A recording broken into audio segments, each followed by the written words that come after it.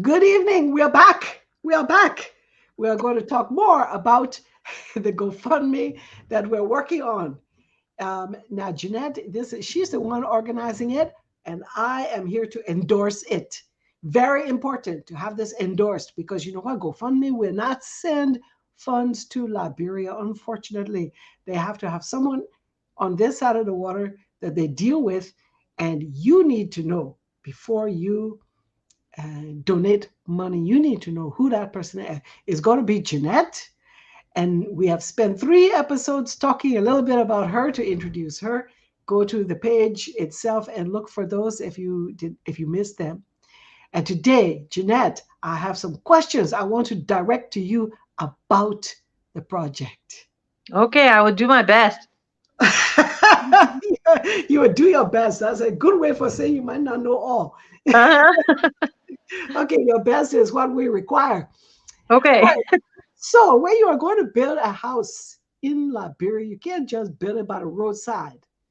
How did No. Mr. Toga Bo have a place, or do you have to buy some land? Is that all included in the price? No, you have to have the land first. And so I'm happy that in some time past, I don't know exactly how long ago, he was able to obtain some land and he has the land, but no chance to build on it because financially he was not able to do that. So that's why we are at this point trying to help with that side of it. He provides the land that he got some time ago and he has the legal deed. Oh, good. um, Good. yes, but it just requires more than he has to build on it, and that's what his family really desperately needs right now is a place of their own that they can depend, they can stay there, and somebody else won't say, "We want the house for something else, so you got to move out." You know, Uh-huh. that has happened to him before. Oh, So they just need their own land, their own house on their own land. That would be good. absolutely. Absolutely. Now, I was going to talk about the house first, but I'm changing it a little bit. For what reason is Toga in need of a house? Why? Well, What's going on with him that he needs this help?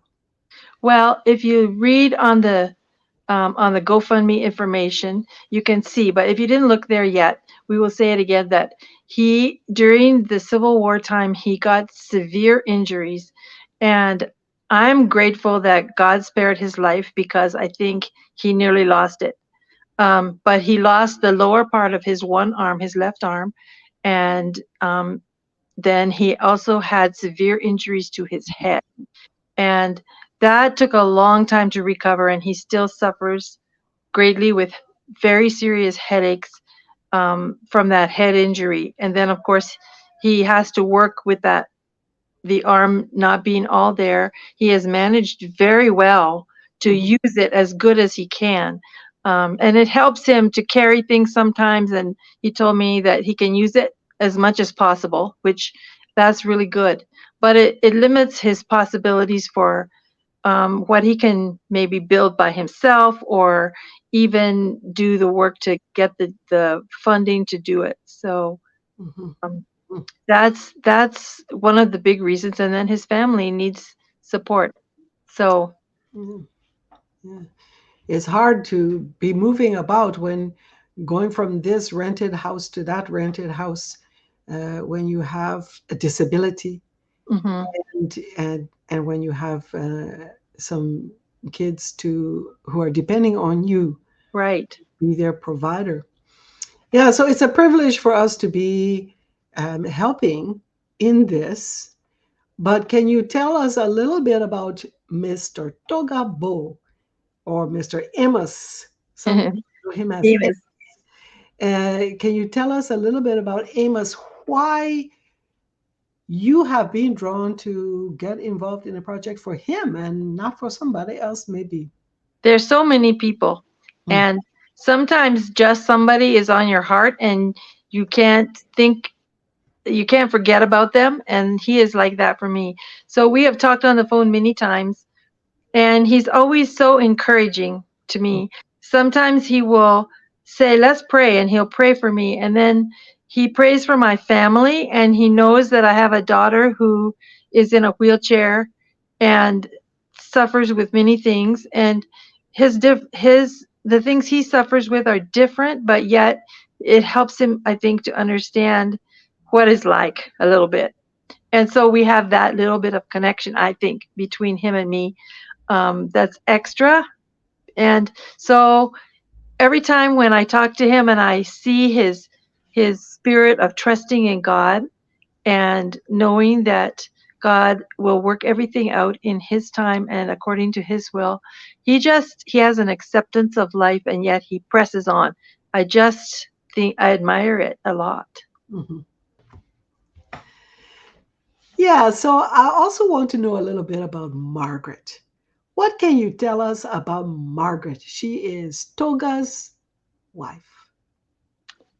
Well, I don't know much to tell, but I do know that she is named after our mother.